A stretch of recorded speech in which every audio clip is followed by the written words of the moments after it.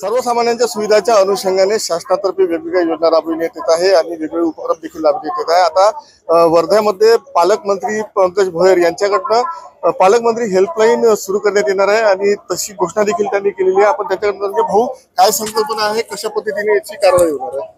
या देशामध्ये देशाचे पंतप्रधान सन्माननीय नरेंद्रजी मोदी आणि राज्यामध्ये राज्याचे मुख्यमंत्री सन्माननीय देवेंद्रजी फडणवीस यांच्या पुढाकारातून अनेक शासकीय योजना राबविण्यात येतात। त्या शासकीय योजनांची योग्य अंमलबजावणी ही सर्वसामान्य लोकांपर्यंत होते की नाही आणि त्यांना येणाऱ्या अडचणी ह्या दूर करण्याकरता आपण वर्धा जिल्ह्यामध्ये पालकमंत्री हेल्पलाईन योजना या ठिकाणी सुरू करणार आहोत। कशा पद्धतीने कार्यवाही करणार, कधीपासून? जिल्हाधिकारी कार्यालयामध्ये आम्ही काही स्टाफ त्या ठिकाणी बसवणार आहोत आणि काही फोन नंबर त्या ठिकाणी उपलब्ध करून देणार आहोत, जेणेकरून जिल्ह्यातला कुठलाही सर्वसामान्य नागरिक हा ठिकाणी त्याच्यासोबत ज्याला काही अडचणी निर्माण होत असेल तर फोनवरून माहिती देतील। याची तात्काळ दखल घेऊन ती गोष्ट व्हेरीफाय करून आमचे अधिकारी त्या ठिकाणी संबंधित अडचण सोडविण्याचा प्रयत्न करेल। नक्कीच ही या हेल्पलाईनच्या माध्यमातून सर्वसामान्यांच्या अडचणी सोडवण्याचा प्रयत्न करण्यात येणार आहे। महेश मंदिर, TV9 मराठी, कारंजा, वर्धा।